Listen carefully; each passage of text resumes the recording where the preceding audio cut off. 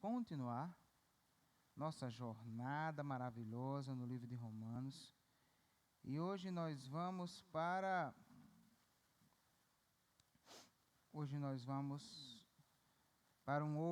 o próximo capítulo. Nós terminamos o capítulo 5 na quarta-feira passada. Hoje nós já vamos entrar no capítulo 6. Você deve lembrar que eu falei que a partir do capítulo 5, Paulo está focando nos resultados, nos benefícios da justificação pela fé. Nos capítulos 3 e 4, ele argumentou sobre a doutrina, comprovou a doutrina a partir do Antigo Testamento, e em seguida agora já toma ela como certa e vai falar sobre o quanto ela é abençoadora para nós, o quanto é bom ser justificado pela fé em Jesus Cristo. No capítulo 5, o primeiro desses benefícios é que nós temos amizade com Deus. Paulo parte do princípio que todo ser humano, ao nascer, se constitui inimigo de Deus. Nossos pecados fazem separação entre nós e nosso Deus, como diz o profeta Jeremias lá no Antigo Testamento. Então, o que acontece? Consequentemente, essa separação nos põe num contexto de inimizade. Deus está impróprio ao ser humano, e o ser humano está condenado, não tem esperança em si mesmo, na sua própria justiça. Como apresentar justiça diante de Deus? Mas uma vez que Cristo nos trouxe justiça na cruz, quando nós cremos, aquele sacrifício é aceito por Deus como pagamento pelos nossos pecados. Então, o sangue de Jesus promove propiciação, torna Deus propício, aplaca a ira de Deus. E aí, resultado, o Deus que era inimigo se torna amigo. E essa amizade é sensacional, porque ela nos dá uma esperança. E essa esperança não pode ser arrancada por seu ninguém. Nós vimos que Paulo desenvolve essa esperança de forma sensacional, a certeza de que quando éramos inimigos, nós fomos reconciliados mediante a morte de Jesus. Quanto mais agora, já reconciliados, não podemos ter a certeza que seremos salvos da sua ira. Então, o resultado, Paulo trabalha em termos de dois status. O cara era inimigo, ainda assim, Deus o amou. E Deus prova o seu próprio amor para conosco pelo fato de ter Cristo morrido por nós, sendo nós ainda pecadores, né? É isso que ele vai dizer. Eu era inimigo, ainda assim Deus nos amou e nos reconciliou em Cristo. Ora, daí eu passei para outro status, agora sou amigo. Se como inimigo ele me quis, quanto mais como amigo. Então essa certeza, essa segurança, essa convicção eu carrego com ela. E isso é fruto da justificação pela fé. Porque se fosse ser justificado pelas obras, eu estava lascado. Aí, na segunda metade do capítulo 5, como nós vimos, quarta-feira passada, ele vai deixar um pouco o discurso em primeira pessoa, ou seja, nós, nosso, para nós, e começam a desenvolver uma questão teológica em terceira pessoa, ele e ele. Então, ele vai mostrar a obra de Cristo em paralelo com a obra de Adão. Ele vai mostrar que Cristo foi o Adão bem-sucedido, né? O Adão fracassou, fez uma desgraceira danada. E a obra, a desgraceira que Adão proporcionou, teve amplitudes cósmicas. Então, o pecado de um só homem tornou toda a humanidade pecadora. E Paulo chega a essa conclusão por causa de algo que ele percebe. O que é que ele percebe? Que a morte é consequência do pecado. Adão pecou, mas não morreu só Adão. A morte veio sobre todos. Então ele chega à conclusão que todos pecaram em Adão. Consequentemente, o que é que vai acontecer? A humanidade está numa situação difícil por causa do que Adão fez. Adão fez algo que teve uma amplitude grande. Mas aí ele vai comparar o que Adão fez com o que Cristo fez. E ele vai mostrar que o que Cristo fez foi muito superior ao que Adão fez.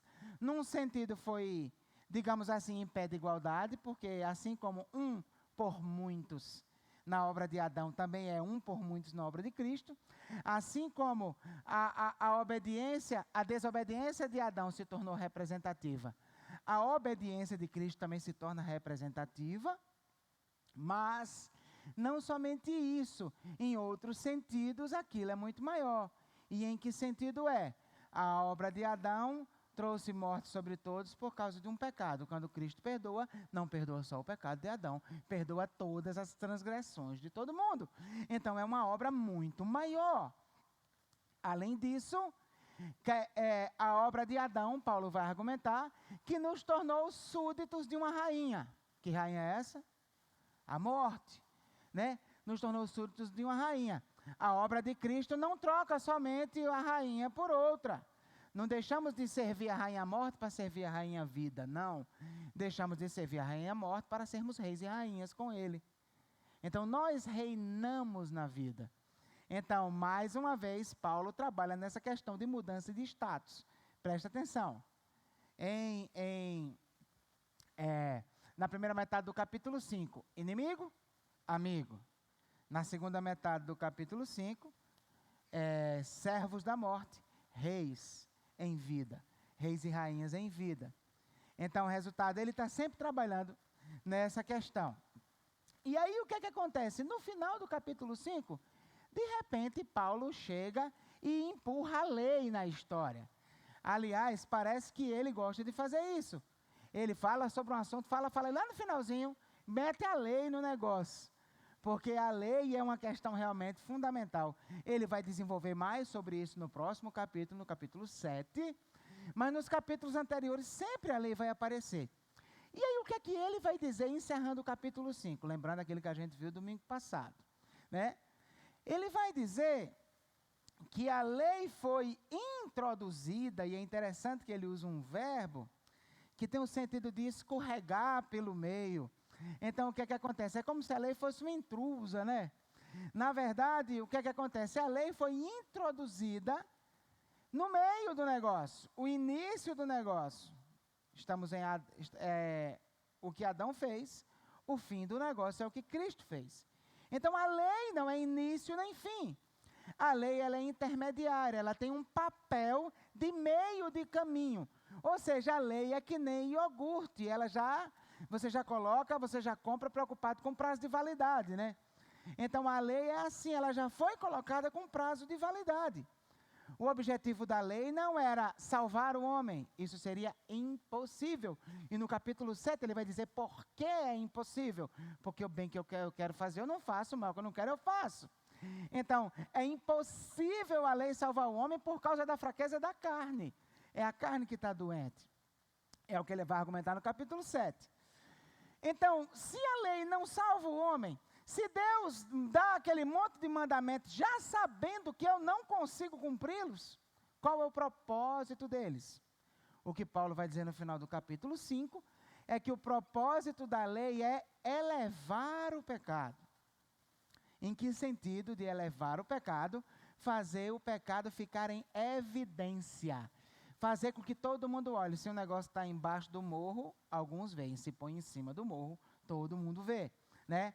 Então a ideia é essa, a lei levanta o pecado, faz o pecado ficar em evidência. Então eu fico sabendo que sou pecador graças à lei.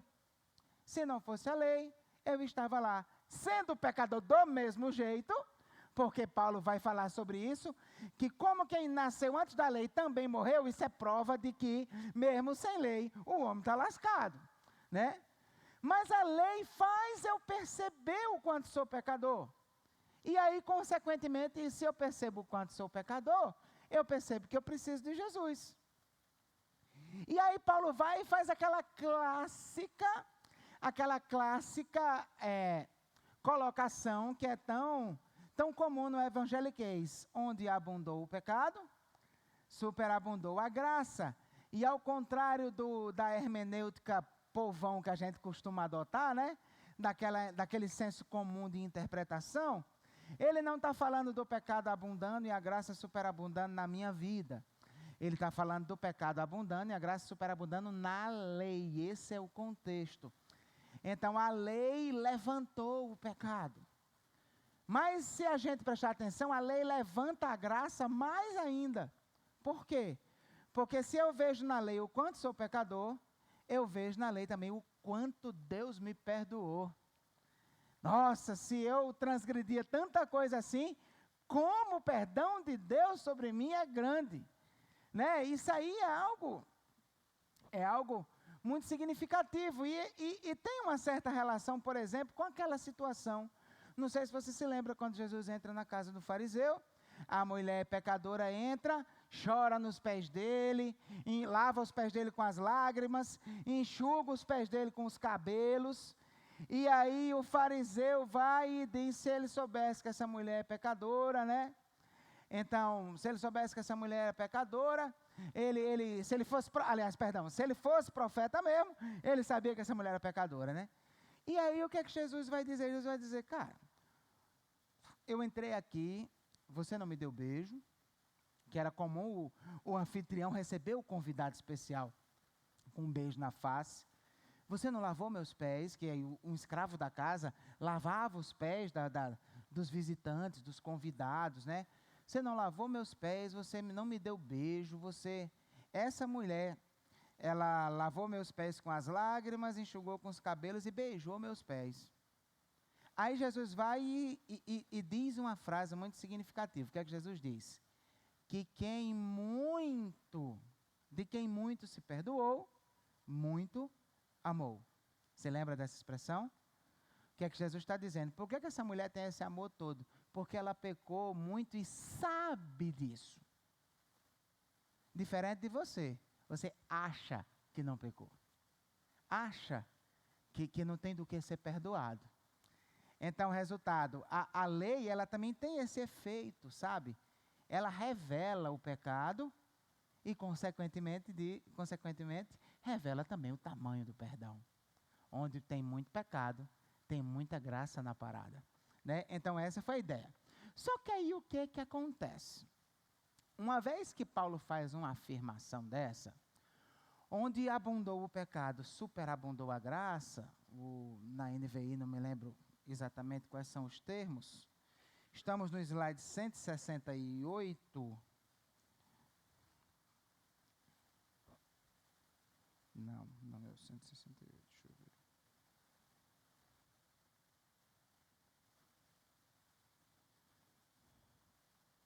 Acho que é...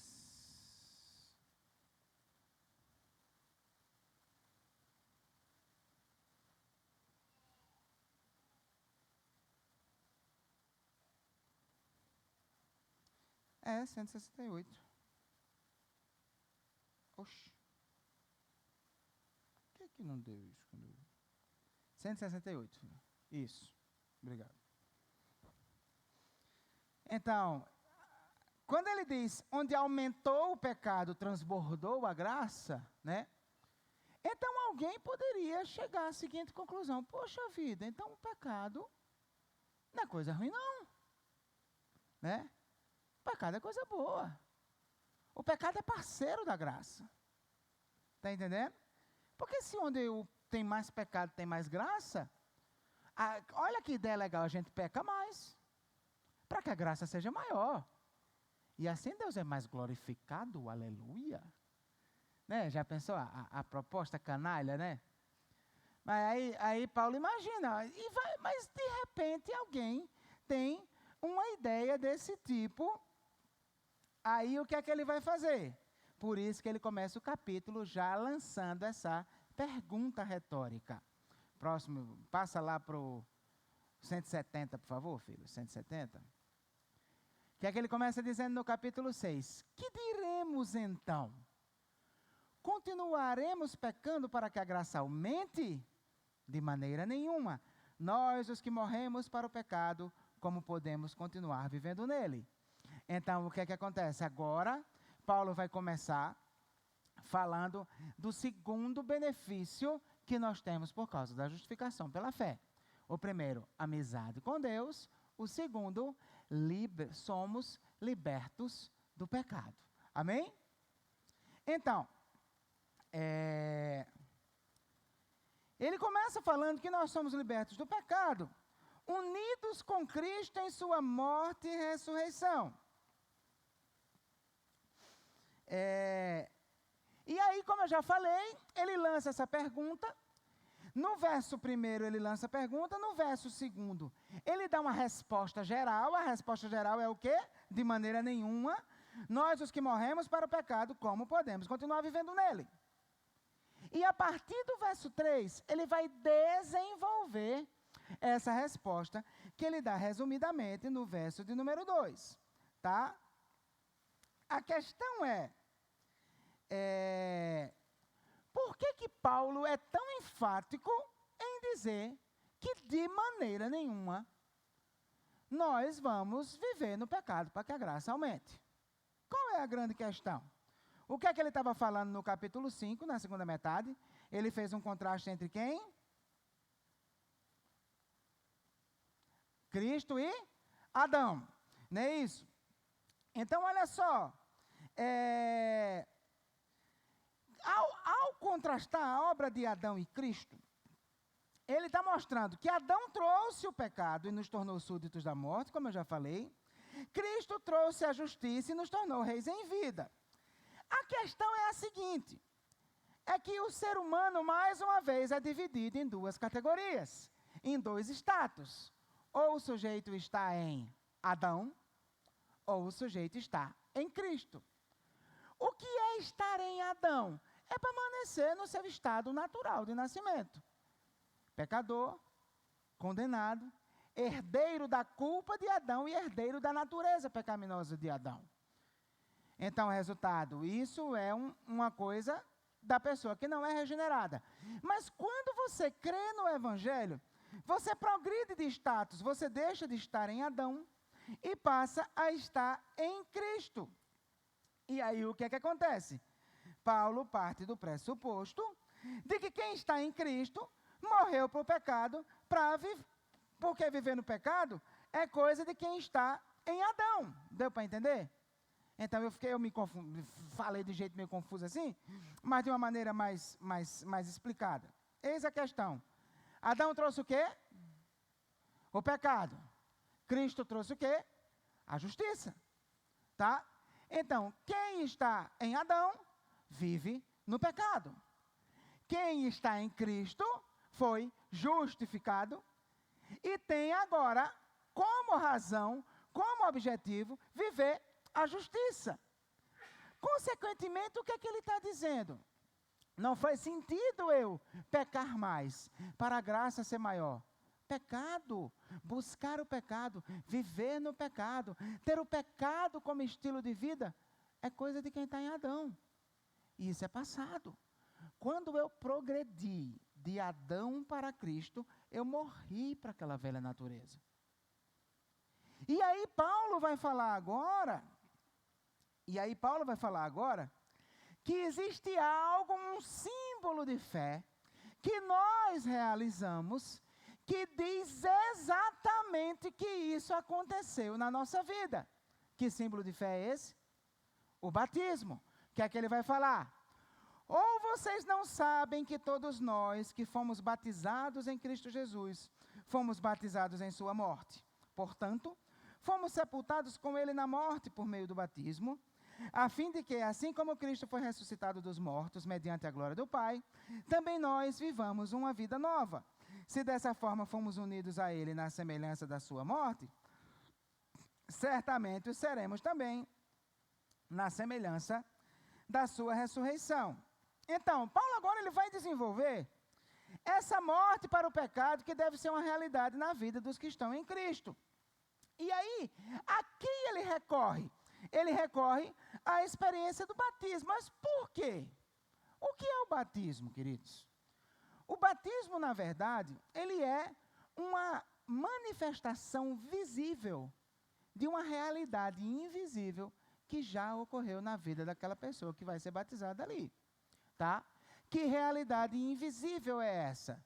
Essa pessoa estava em Adão, estava no pecado, vivendo no pecado, de costas para Deus. Mas ao conhecer o Evangelho, ao crer no Evangelho, ao nascer de novo, elas se uniram com Cristo na cruz. Como é que é isso?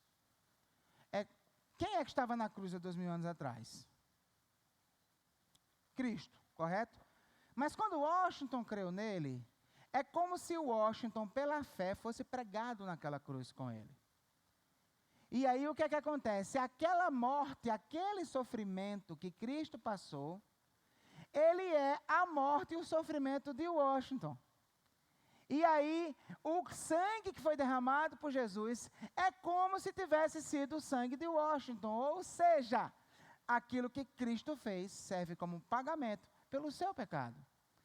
É como se você tivesse morrido ali. Porque aquele que pecar, este morrerá. Não é esse o princípio? Cristo, ele se torna apto para lhe substituir lá. Então, a ideia é que quando você crê, você é jogado na cruz com Cristo. E ali você morreu. Só que assim como você se une com Cristo na sua morte, você também se une com Cristo na sua ressurreição. Ou seja, você morreu a velha vida, ou seja, aquele Washington que estava em Adão, morreu, e surge um Washington novo, uma nova pessoa, uma nova vida, um novo homem. E esse novo homem, essa nova pessoa, a vida que ele tem é a vida de Cristo. Como Paulo disse lá em Gálatas 2:20, fui crucificado com Cristo, logo já não sou eu quem vive, mas Cristo vive em mim. Deu para entender? Então, resultado, a sua fé jogou você naquela cruz e fez você ressuscitar. Então, morte e ressurreição. Repita comigo. Morte e ressurreição. Quando você crê, você se une a Cristo em sua morte e ressurreição. O que é que o batismo representa? Morte e ressurreição. Quando você é mergulhado naquela água, tá? Isso está representando que você morreu com Cristo, foi sepultado com Ele ali embaixo daquela água, e quando você sai da água novamente, você está ressuscitando, renascendo.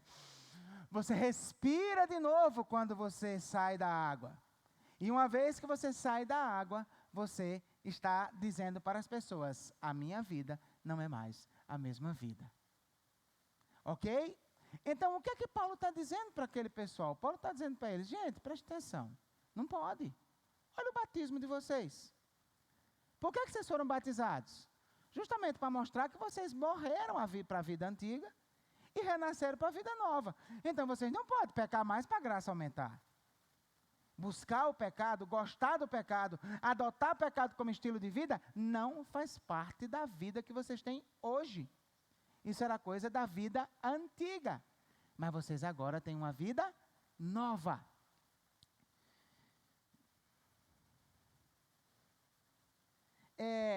Quando, no capítulo 5, Paulo falou da certeza da salvação, eu abri um parêntese para discorrer sobre esse assunto, né? Então, como hoje ele está mencionando algo que é muito importante para nós, que é o batismo, eu também vou abrir um parêntese agora, tá? E vou falar um pouco mais sobre o batismo, tá certo? Para que você possa lembrar-se dessas coisas e estar ainda mais convicto em relação a elas, ok? Então, eu considero que é oportuno, partindo do princípio que para Paulo é muito importante, e fica meio claro aqui que Paulo era batista, Paulo era da PIB de Antioquia, né? Só pode, né? Porque em que molhar a cabeça vai significar morte e ressurreição, né? Olha, gente, veja bem, você vai morrer, aí pega a mão molhada e passa na cabeça. Não é meio estranho? Né? Molhou a cabeça, aí passou a toalha, renasceu. Para a nova vida. A toalha é um símbolo perfeito para a nova vida. Não é? Molhar a cabeça é um símbolo sensacional. Então, assim, como Paulo era membro da PIB de Antioquia, então, ele considera o batismo como muito importante, e ele tem uma visão simbólica do batismo que é exatamente aquilo que nós cremos. Então, eu considero que é plausível abrir um parênteses aqui para a gente relembrar algumas coisas sobre o batismo. Vamos junto? Ok? É um bom negócio ou não é? Então vamos lá. Primeira coisa, nós chamamos o batismo não por um termo que é usado no catolicismo, nas igrejas reformadas. Nessas igrejas, o batismo é chamado de sacramento. Tá? Por que eles chamam o batismo de sacramento?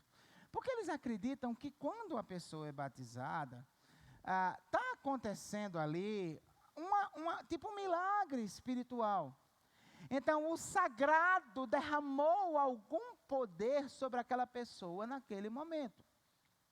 Então, o que é que acontece? Nós não acreditamos nessa mística do batismo. Nós acreditamos no poder que o batismo tem como símbolo de uma realidade que já aconteceu. Tudo que tinha que acontecer, que o batismo representa, já aconteceu quando você creu. Você está sendo batizado justamente para mostrar para a igreja aquilo que já aconteceu no mundo invisível, que aconteceu no campo da sua fé. Então, nós não chamamos o batismo de sacramento, não acreditamos que ele comunica um poder do sagrado, não traz o sagrado para nós. O batismo, na verdade, ele é uma ordenança. E por que nós chamamos de ordenança? Porque o Senhor mandou fazer. Uma vez que ele é ordenança, é razoável a gente entender que não faz sentido um crente não querer ser batizado. Se uma pessoa que diz que é crente, diz que não quer ser batizado, você precisa questionar a conversão dessa pessoa de verdade. Por quê? Porque como eu posso dizer que sou crente e eu me recuso deliberadamente a obedecer a Deus? Jesus mandou batizar. O batismo foi a ordenança dele. Aí eu digo, não, mas eu não vou obedecer a ele nesse aí não. Eu obedeço mais outras coisas, mas nessa não. Faz sentido? Né? Então não se concebe a ideia de uma pessoa que diz que é crente e se recusa a ser batizado. É uma ordenança do Senhor. Então vamos lá. Vamos dar uma olhada em como as religiões elas entendem o batismo. Na verdade, parte desse conteúdo eu vi com vocês, acho que há uns 3 anos atrás, quando eu dei um curso de férias na escola bíblica, porque sou batista. Tá? Quem tem memória boa vai lembrar. Primeiro, a visão católica romana. Como é que os católicos entendem o batismo? Na verdade, os católicos entendem que o batismo promove regeneração de fato. Ou seja, não é uma questão de que simboliza um novo nascimento. Não. Eles creem que o batismo opera um novo nascimento. Aquela água é uma água especial. É uma água que tem poder. É uma água benta. É uma água diferenciada. Tanto é que os padres têm costume, às vezes você pede um padre para ir benzer sua casa. Aí ele pega um pouquinho de água benta, tá? Leva num vidrinho, aí chega lá na sua casa e faz... Tss, tss, tss.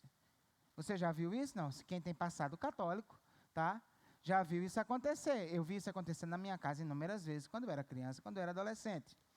Então, aquela água tem poder especial. Então, eles acreditam que o batismo é ex opere operatum, que significa uma operação de fato de regeneração. Ou seja, quando a água é derramada na cabeça do bebê, o bebê está nascendo de novo. Ele está tendo seu pecado original perdoado. Tá? É uma ação mesmo involuntária, não tem nada a ver com a fé da criança, não tem nada a ver com a fé dos pais, tem a ver com o poder do sacerdote e daquela água. Essa é a mentalidade.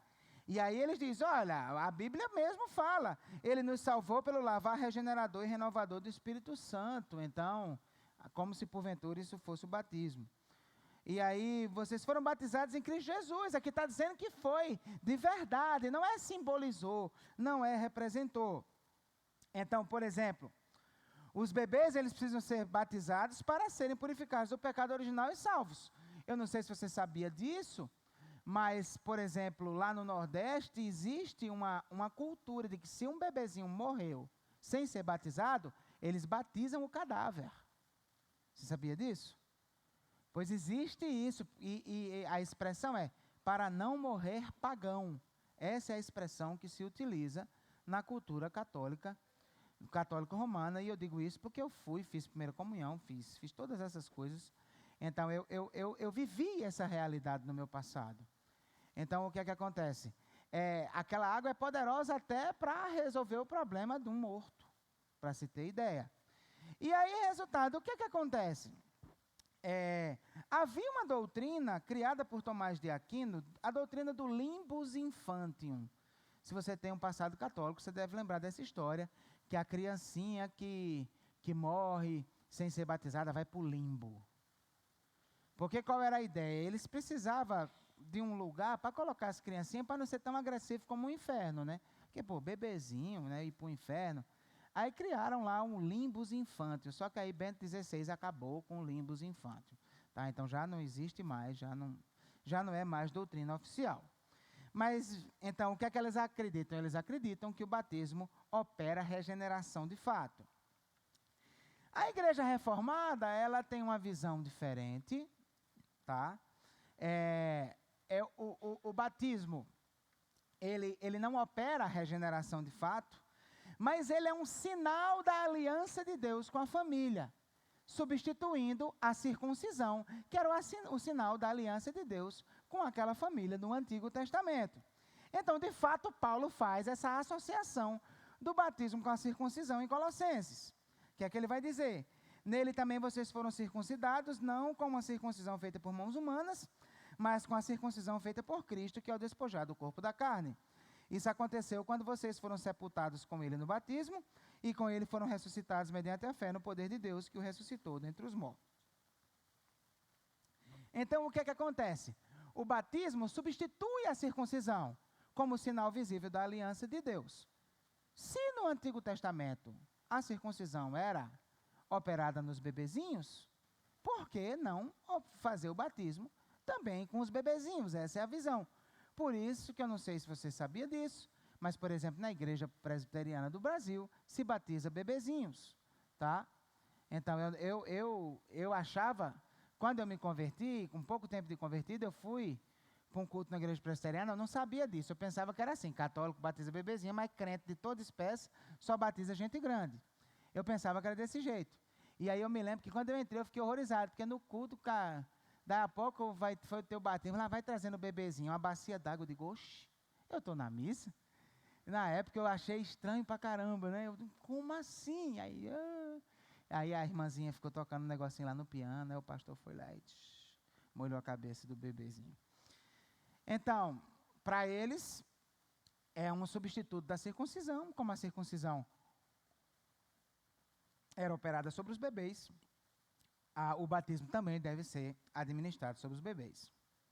Nós, batistas, não entendemos, nós reconhecemos essa associação do batismo com a circuncisão, mas nós não entendemos que é exatamente a mesma coisa. Por quê? Vamos lá.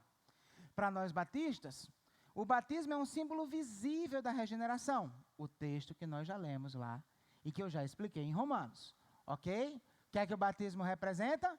Morte e ressurreição, tá? Então, o que é que acontece? E por que como substituto da circuncisão, ele não deveria ser administrado pelos bebês? Próximo slide, por favor. Justamente porque a participação na nova aliança não é exatamente do mesmo jeito da participação na antiga aliança. A participação da nova aliança não se dá por descendência física, mas por descendência espiritual pela fé. Ou seja, para você ser judeu, você só precisava ser filho de judeus. Correto? Então, na antiga aliança, nasceu filho de judeu, você estava debaixo da aliança. Então, por isso que a circuncisão era feita. A descendência física era suficiente para mostrar você como parte do povo da aliança. Na nova aliança, não. Na nova aliança, não é o nascimento físico, é o novo nascimento pela fé. Consequentemente, eu não posso administrar o batismo do mesmo jeito que eu administrava a circuncisão. Eu, para administrar a circuncisão, eu administrava sobre qualquer judeu nascido judeu. Para administrar o batismo, eu tenho que administrar para o crente nascido crente. E quando é que o crente nasce crente? Quando ele crê. E não quando ele nasce de pai crente e mãe crente, correto? Então, filho de judeu é judeu. Filho de crente não é crente. O sujeito só vai ser crente quando ele se converter. Então, nós vemos Paulo falando sobre isso em Gálatas 3:7. Estejam certos, portanto, que os que são da fé, estes é que são filhos de Abraão. Então, a nova aliança trouxe uma nova herança abraâmica, que não é mais por nascimento físico, mas é nascimento pela fé. E em Colossenses, o texto que fala sobre a circuncisão, olha como é que ele termina. Ele diz: isso aconteceu quando vocês foram sepultados com ele no batismo, e com ele foram ressuscitados mediante a... Então, só acontece isso quando você crê. Então, por isso que a gente não pode administrar para os bebezinhos, porque eles não creram. Eles não fazem parte da nova aliança ainda. Os pais deles apresentaram eles diante da igreja, assumindo o compromisso de educá-los nos caminhos do Senhor. De alguma maneira, eles são abençoados por serem filhos de pais crentes. Mas isso não garante a eles um ingresso na aliança. Eles só fazem parte da aliança quando eles creem. Correto? Essa é a grande questão. Então,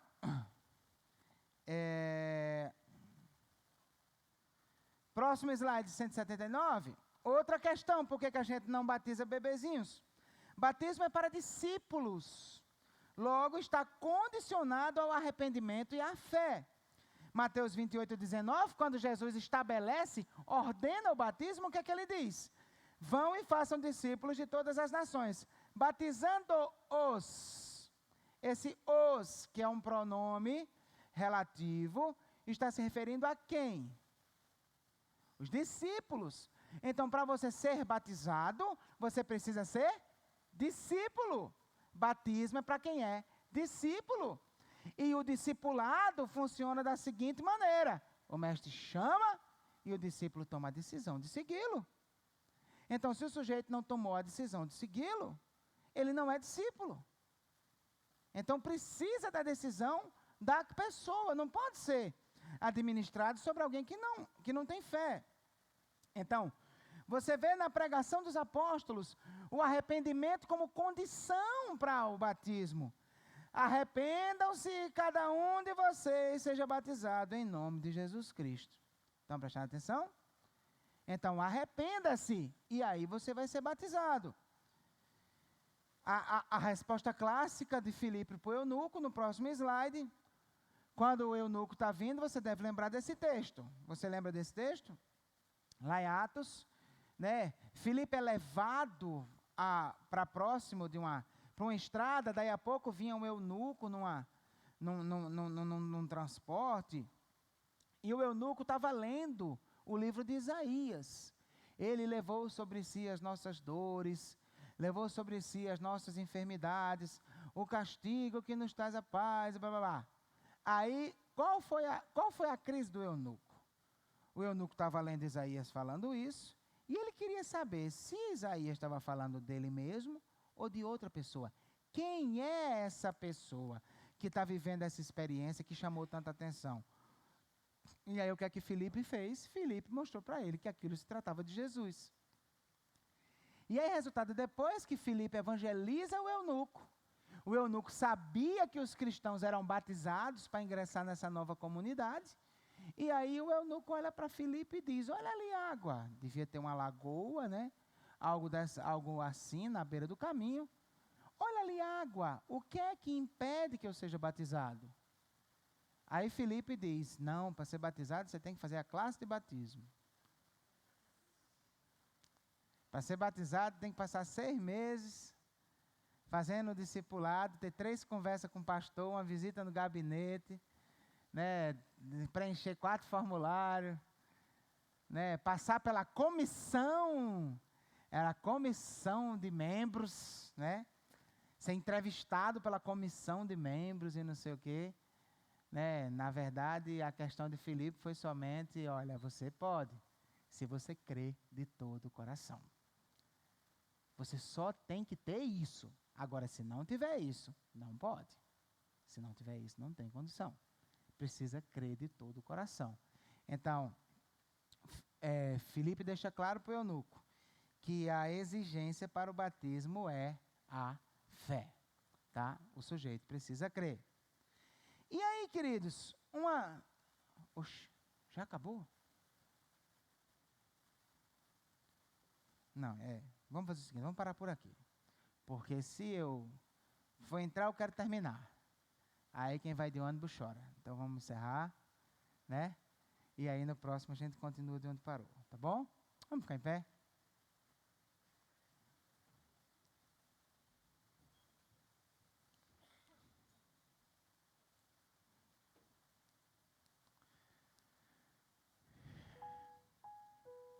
Pai querido, em nome de Jesus, queremos te agradecer, Pai, por essa noite, porque o Senhor se fez presente no nosso meio aqui, Pai.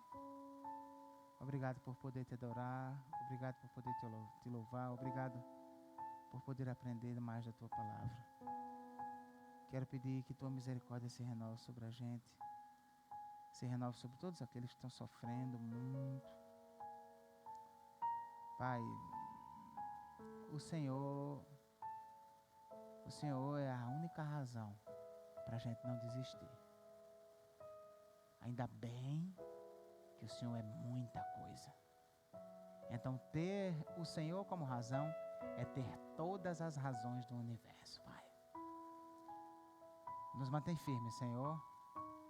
Nós fraquejamos, mas no Senhor a gente levanta de novo. Nos levanta de novo e nos dá força para seguir em frente. Abençoa-nos no restante dessa semana. Nos dá uma continuação de semana na tua presença. Que o amor de Deus, nosso Pai, a graça do nosso Senhor e Salvador Jesus, a comunhão, as consolações, as orientações e o poder do Espírito Santo de Deus esteja sobre vós e sobre todo o povo de Deus espalhado na face da terra, agora e para todo sempre. Amém. Deus abençoe, meu querido, minha querida.